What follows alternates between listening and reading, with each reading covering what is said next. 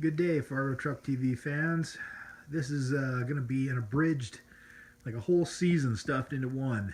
The last time we talked about this truck was a while ago when we got the engine, over a year ago. This is our 1937 Fargo rod project. It started off as a 2-ton grain truck with a flathead 6, and we've made it into this, and it's been a bit of a long haul.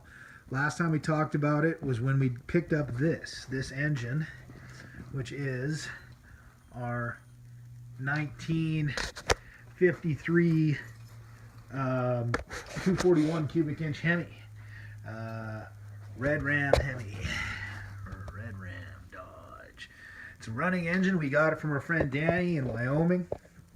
And back then, the truck itself was a mock-up. It was not a vehicle. It was really just a bunch of parts laying on the floor, assembled on the floor to look like a vehicle.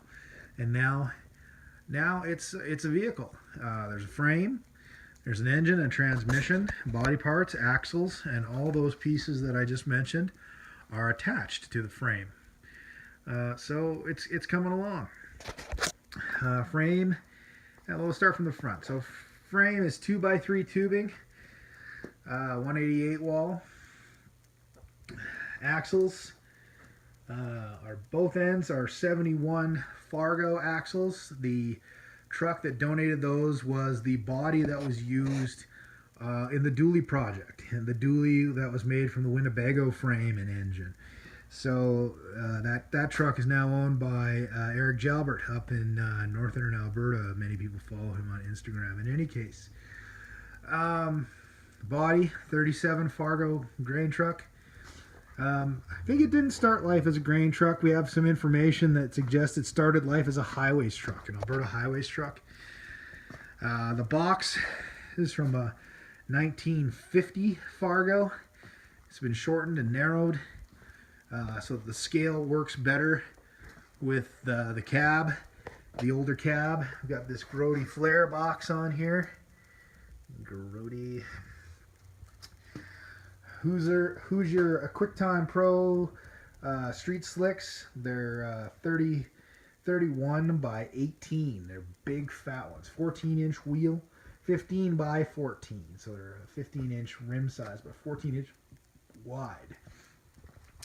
As we said, the rear axle is from the same truck, 71 Fargo. It's an 8 3/4 Mopar, 355 gear ratio. We've used the leaf springs from the same truck. See, the frame has quite a Z in it. And in here we've got the transmission we're using with our 241, which is actually a 700R4, a GM transmission. It's an adapter kit from, it comes with a flywheel and an adapter plate from Hotheads. So we use the Dodge starter and the Chevy transmission, and away you go. So front suspension, these are in the place of the coilovers. There will be a 3.5-inch diameter coilover spring assembly there, 12 inches installed height. We're using the hairpins with 5/8 heim joints. I've got a Panhard bar set coming. I haven't installed it yet, so for now it doesn't have that, but it'll for sure need that before it gets on the road. No brakes or steering at this time, at least brake plumbing. So it needs to get that stuff worked out. Obviously, as we look in here, the floor will need work.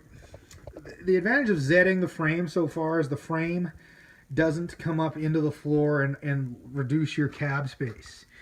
But the engine still does. So you need to make a hump, tunnel, as they call it, for the drive shaft and the transmission. So it'll be kind of like, like that's what that hump in the middle of the car is, right, in your old rear-wheel drive cars. Just got to make your own. Like this truck, since it was a big truck, the floor was perfectly flat. There was no hump in it.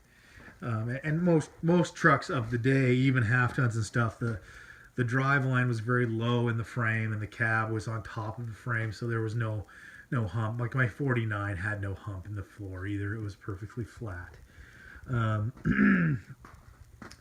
So yeah, I just shortened the grill shell a little bit. Since the big truck grill shell, it was taller, so it wouldn't have been able to make the truck this low because it hung down in front of the suspension. The cab was up so high and on top of the big frame and the big axles. So I had to take some out of that, and I took it out of this spot here. A few little details. You can see the Fargo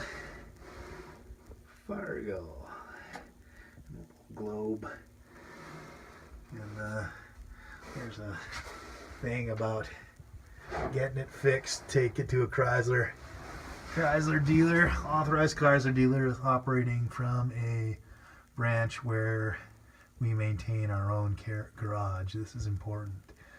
So yeah, it's gonna be cool. New owner. I've sold the truck. That's why we've condensed it to a season, or season to one episode, is because I've sold the truck to a guy named Cody, and he's gonna come get it tomorrow night. He's giving me a deposit, and he's got big plans. He hasn't really filled me in on them, but I mean, at this stage, the general layout of it is pretty cool, and so I think he's gonna stick with that. And a fair bit of interest in it with it for sale, and it's going to be good. I look forward to seeing it completed at someone else's hands, and it's a cool little rig. And who knows, maybe we'll get an episode of Fargo Truck TV when it's done if I run into it at a show somewhere. But it's a cool little rig, and it's somewhat of a shame that I haven't been able to finish it, but I've got lots of other trucks and cars, and well, can't do them all. Time and that sort of thing. Time, commitments, family, job, blah, blah, blah. I can't be working on trucks full time. In any case, till next time.